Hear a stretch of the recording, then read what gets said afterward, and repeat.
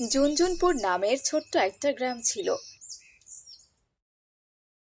সে গ্রামে তনিমা নামের একটি বাচ্চা মেয়ে তার মায়ের সাথে বসবাস করত।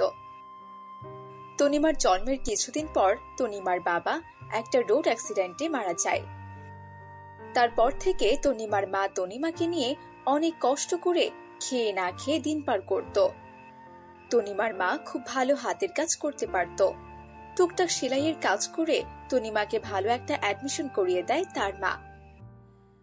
তনিমার খুব ভালো একটা বন্ধু ছিল, তার নাম ছিল রিক্তা। রিক্তা আর তনিমা রোজ রোজ একসাথে স্কুলে যেত, একসাথেই খেলাধুলা করে সময় কাটাতো। কিন্তু একদিন তনিমাদের স্কুলে গোলাপি নামের একটা নতুন মেয়ে অ্যাডমিশন নেয়। তখন থেকেই রিক্তা তনিমাকে সময় কম দিত। গোলাপির সাথে রিক্তা সময় কাটাতো। শোন রিক্তা, তুই যদি আর কখনো তনিমার সাথে কথা বলিস তাহলে কিন্তু আমি তোর সাথে মেশা বন্ধ করে দেব, আমি তোকে বলে দিলাম। ধুর, কি যে বলিস না, আমি আর কখনোই তনিমার সাথে মিশবো না, বুঝলি? আমি হলাম অনেক বড়লোক ঘরের মেয়ে, আর তুই হলি আমার বান্ধবী। তুই যদি আমার বান্ধবী হয়ে ওই ফকির মেয়েটার সাথে মিশিস তাহলে কি আমার মান সম্মান কিছু থাকবে বলতো? একদম থাকবে না। তাই তোকে আগেই বলে দিচ্ছি, মনে থাকে যেন, বুঝেছিস তো? আচ্ছা, আমার ভালো করে মনে থাকবে। তনিমা তো ঠিক মতো টিফিনটাও আনতে পারে না, জানিস? তনিমার মা কাজ করে আনলে পরে খেতে পারে। তুই দেখিস না, ওর সাথে মাঝে মাঝে আমি টিফিন শেয়ার করি। তুই লক্ষ্য করে দেখিস, সবাই যখন টিফিন খায় ও কেমন ফ্যাল ফ্যাল চোখে তাকিয়ে থাকে। ওর খুব বদ অভ্যাস, মানুষের খাবার দেখলে কেমন করে তাকিয়ে থাকে। ফালতু মেয়ে একটা। আরে আরে, ওসব নিয়ে আর কথা বাড়াস না। ভিখারিদের অভ্যাস তো এমনই হয়, এটা ওদের বদ অভ্যাস, বুঝেছিস তো? গোলাপি আর রিক্তার সব কথা তনিমা আড়াল থেকে শুনে ফেলে, আর সে খুব কষ্ট পায়। তারপর তনিমা মন খারাপ করে বাড়িতে চলে যায়। তনিমার মুখটা মলিন দেখে তার মা বলে, কি রে মা, কি হয়েছে? মুখটা এত শুকনো লাগছে কেন তোর? শরীরটা কি তোর ভালো লাগছে না মা? আমাকে বল। মায়ের কথার জবাব দিতে গিয়ে তনিমা কেঁদে ফেলে। মা, তুমি জানো তো আজ আমার বন্ধু রিক্তা আমার সম্পর্কে খুব বাজে বাজে কথা বলেছে। আমি তাদের কথা সব শুনেছি। আমি নাকি ভিখারির বাচ্চা, ওরা আমাকে এইভাবে কথা বলেছে। এ কি মা, আড়াল থেকে যে কারো কোনো কথা শুনতে হয় না সোনা। যে যাই বলুক, তুই আমার কাছে আমার রাজকন্যা। তুই যে আমার রাজকন্যা মা। তোকে তো আগেই মানা করেছিলাম, ধনী কারোর সাথে কখনো মিশবি না। মনোযোগ দিয়ে পড়াশোনা কর, বড় হয়ে তুই ডাক্তার হবি। যখন তুইও ওদের থেকে বেশি ধনী হতে পারবি তখন দেখবি ওরা তোকে অনেক সম্মান দেবে মা। আর কাঁদিস না মা, কাঁদিস না। মন দিয়ে পড়াশোনা কর, কেমন? ঠিক আছে মা, আজ থেকে আমি আরো বেশি বেশি করে পড়াশোনা করব। আমাকে যে অনেক বড় হতে হবে। এই বলে তনিমা সেখান থেকে চলে গেল আর পড়তে বসলো। এভাবেই কিছুদিন কেটে গেল। একদিন বিকেলে তনিমা, রিক্তা, সীতু ও মিতু খেলা করছিল। তখনই সেখানে গোলাপি আসে আর বলে, এই এই রিক্তা, সীতু, মিতু, শোন, এই মাসের 25 তারিখে আমার জন্মদিন, বুঝেছিস তো? আমার বাবা অনেক বড় একটা কেকের অর্ডার দিয়েছে। বড় একটা প্রোগ্রাম হবে, বুঝেছিস তো? তোরা সবাই চলে আসবি কিন্তু। তনিমা, তুইও আসিস, বুঝেছিস? হ্যাঁ হ্যাঁ, আমরা তো যাবই।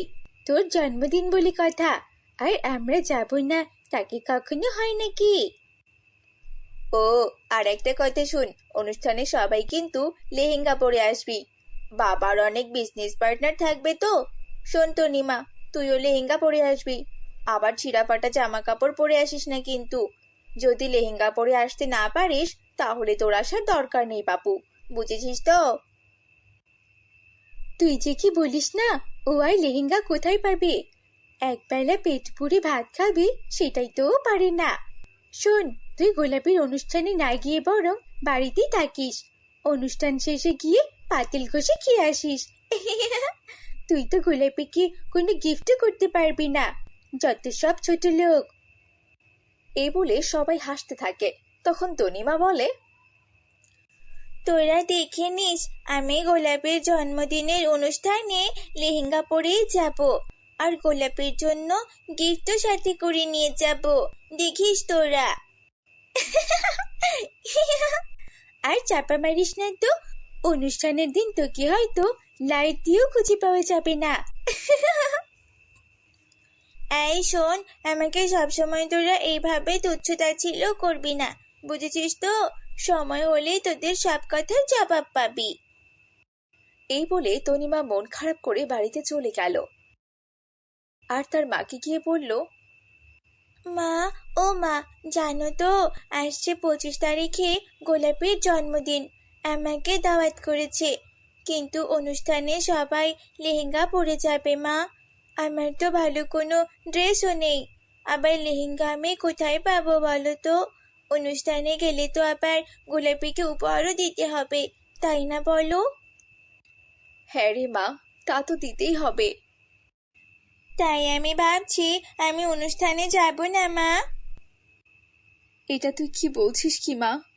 এমন মুখ ভার করে এসব কথা তুই কেন বলছিস? তোর কি যাওয়ার ইচ্ছে আছে নাকি? মাকে খুলে বল। ইচ্ছে থাকলে আর কি হবে বলো, আমার তো লেহেঙ্গা নেই, আমি কি করে যাব মা? পাগলি মেয়ে একটা, এটা বললেই তো হয়। মা যেভাবেই পারুক না কেন, একটা কিছু তো ম্যানেজ করে দেবে, তাই না? এইসব তুমি কি বলছো মা? তাহলে কি আমি অনুষ্ঠানে যাব? হুম, অবশ্যই যাবে মা। লেহেঙ্গাটা পরে গিফট নিয়ে যাব মা? হ্যাঁ রে মা, হ্যাঁ, অবশ্যই। আমি তোকে গিফট আর লেহেঙ্গা দুটোই দেব। ইয়ে, আমার সোনা মা, আমার খুব খুশি লাগছে জানো তো মা। যা রে মা, সন্ধ্যা হয়ে গেল যে, এখন তুই পড়তে বস, আমার হাতে একটু কাজ আছে। ঠিক আছে মা, তাহলে আমি পড়তে যাচ্ছি। পড়া শেষ করে রাতে তনিমা যখন ঘুমিয়ে পড়ে, তখন তনিমার মা একা একা বাইরে বসে কান্না করতে থাকে। হায় বিধাতা, আমি যে কতটা অসহায় তা তো একমাত্র তুমি জানো। সবকিছু জানার পরেও তুমি কি আমাকে সাহায্য করবে না? একা একা মেয়েটাকে নিয়ে দিন পার করছি। এই বয়সে যে আমি বিধবা হয়েছি, তবু যে আমার কোনো অভিযোগ নেই। কিন্তু আমার মেয়েটাকে যে আমি বলেছি তাকে আমি লেহেঙ্গা দেব, কোথা থেকে দেব? আমার কাছে তো 10টা টাকাও নেই। এতে মেয়েটাকে আমি কি বলবো? মেয়ের মনটা খারাপ দেখলে যে আমার কলিজাটা ফেটে যায়। মেয়েটাকে যখন সবাই ছোট করে কথা বলবে, মেয়েটা যে আমার খুব কষ্ট পাবে। অত ছোট মিষ্টি একটা মেয়ে, ওর মনটা আমি কি করে ভেঙে যেতে দেই? এসব কথা বলে তনিমার মা খুব কাঁদতে লাগলো। কাঁদতে কাঁদতে সেখানে এসে ঘুমিয়ে গেল। তখন তনিমার মা স্বপ্নে দেখলো তাদের ঘরের পেছনে একটা গাছ আছে, আর সেই গাছে একটা হলুদ পাখি গাছের কুঠোরে আটকা পড়ে আছে। পাখিটা টানা এক নাগাড়ে ডানা ঝাপটাচ্ছে। পাখিটা কুঠোর থেকে বের হতে আপ্রাণ চেষ্টা করছে, কিন্তু সে কিছুতেই বের হতে পারছে না। পরের দিন সকালবেলা, এ কি, আমি কি রাতের বেলা এখানে ঘুমিয়ে পড়েছিলাম নাকি? কি যেন একটা স্বপ্ন দেখলাম। আর স্বপ্ন তো স্বপ্নই, বাস্তব হয় নাকি? যাই, তবু একবার গাছটার কাছে গিয়ে আমি দেখে আসি। স্বপ্নটা কেমন জানি বাস্তবই মনে হলো আমার। এই বলে তনিমার মা বাড়ির পেছনে সেই গাছের কাছে গেল, আর দেখতে পেল সত্যি একটা হলুদ পাখি গাছের কুঠোরে আটকা পড়ে আছে। তনিমার মা দ্রুত পাখিটাকে কুঠোর থেকে বের করে দিল। পাখিটা যেন হাফ ছেড়ে বাঁচল, কিন্তু কুঠোর থেকে বের করতেই পাখিটা একটা সুন্দর পরী হয়ে গেল। তোমাকে অনেক অনেক ধন্যবাদ গো। গতকাল রাতে আমি এই গাছের কুঠোরে আটকা পড়েছিলাম, তারপর অনেক চেষ্টা করেছি, কিন্তু জানো, আমি না বের হতে পারিনি। আমি তো স্বপ্নে দেখছিলাম একটা পাখি এখানে আটকা পড়ে আছে, এখন দেখি এটা সত্যিই তুমি। কিন্তু তুমি তো পাখি ছিলে, তুমি আবার পরী হলে কি করে গো? আমি আসলেই একটা পরী, আমার নাম সিন্ড্রেলা পরী। তো ভাবলাম সিন্ড্রেলা পরি হয়ে আর কত উড়বো, তাই রাতে ভাবলাম পাখি হয়ে একটু উড়ে বেড়াই। আর তখনই উড়তে উড়তে এখানে এসে আটকে গেলাম জানো। এখানে আমার জাদুও কাজ করছিল না, তাই বিধাতার কাছে খুব করে সাহায্য চাচ্ছিলাম। নেহাত আমি স্বপ্নে দেখলাম সিন্ড্রেলা পরীকে সাহায্য করা দরকার, তাই হয়তো বিধাতা আমাকে স্বপ্নে দেখালো।